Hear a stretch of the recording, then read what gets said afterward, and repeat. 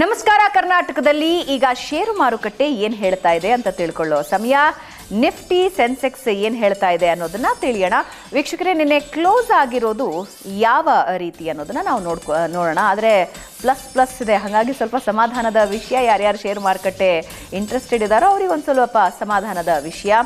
Nifty 25,219.90ಗೆ ನಿನ್ನೆ close ಆಗಿದೆ. ಆದರೆ ಪ್ಲಸ್ 159 ಅಂಕಗಳೊಂದಿಗೆ ಕ್ಲೋಸ್ ಆಗಿದೆ. ಇನ್ನು ಸೆನ್ಸೆಕ್ಸ್ ವಿಷಯಕ್ಕೆ ಬರೋದಾದರೆ 82,764.64ಕ್ಕೆ ನಿನ್ನೆ ಕ್ಲೋಸ್ ಆಗಿದೆ.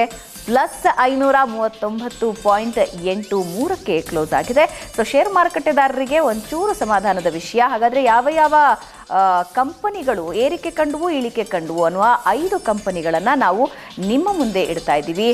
KIOCL ಏರಿಕೆ ಕಂಡಿದೆ, ಬಾಂಬೆ ಡೈಯಿಂಗ್ ಏರಿಕೆ ಕಂಡಿದೆ, ಮಂಗಳೂರು ರಿಫೈನ್, ಓಲಾ ಎಲೆಕ್ಟ್ರಿಕ್ಸ್ ಹಾಗೆ ಇಲ್ಗಿ ಎಕ್ವಿಪ್ಮೆಂಟ್ಸ್ ಏರಿಕೆ ಕಂಡಿದೆ. ಇನ್ನು ಇಳಿಕೆಯಾಗಿರುವಂತಹ ಕಂಪನಿಗಳು ಯಾವ್ಯಾವು ಷೇರು ಮಾರುಕಟ್ಟೆಯಲ್ಲಿ ಅದನ್ನು ಟಾಪ್ 5 ನಿಮಗೆ ತೋರಿಸ್ತಾ ಇದ್ದೀವಿ. ಇಯಾನ್ ಎಕ್ಸ್ಚೇಂಜ್ ಇಳಿಕೆಯಾಗಿದೆ, ಲೋಧಾ ಡೆವಲಪರ್ಸ್ ಇಳಿಕೆಯಾಗಿದೆ, ಔರಿನ್ ಪ್ರೋ ಸೊಲ್ಯೂಷನ್ಸ್ ಇಳಿಕೆಯಾಗಿದೆ, ಭಾರತ್ ಬಿಜಿಲಿ ಇಳಿಕೆಯಾಗಿದೆ, ಹಾಗೆ ಪಿಟಿ ಇಂಜಿನಿಯರಿಂಗ್ ಇದು ಕೂಡ ಇಳಿಕೆ ಕಂಡಿರುವ ಕಂಪನಿಗಳು. ಸೊ ಶೇರ್ ಮಾರ್ಕೆಟ್ ಹೇಗಿದೆ ಅನ್ನೋದನ್ನ ತಿಳಿಸಿದ್ವಿ. ಆದರೆ ಈಗ ಚಿನ್ನ ಬೆಳ್ಳಿ ದರ ತಿಳ್ಕೊಂಡು ಹೋಗೋಣ.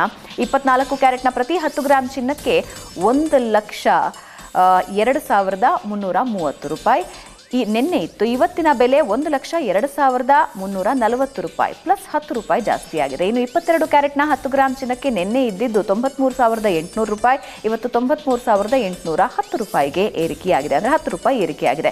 ಇನ್ನು ಬೆಳ್ಳಿ ದರದ ಕಥೆ ಏನು?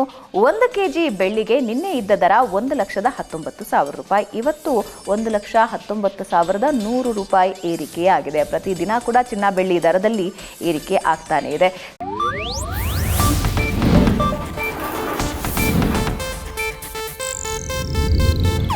ಇದು ಏಷ್ಯಾನೆಟ್ ನ್ಯೂಸ್ ನೆಟ್ವರ್ಕ್ ಪ್ರಸ್ತುತಿ.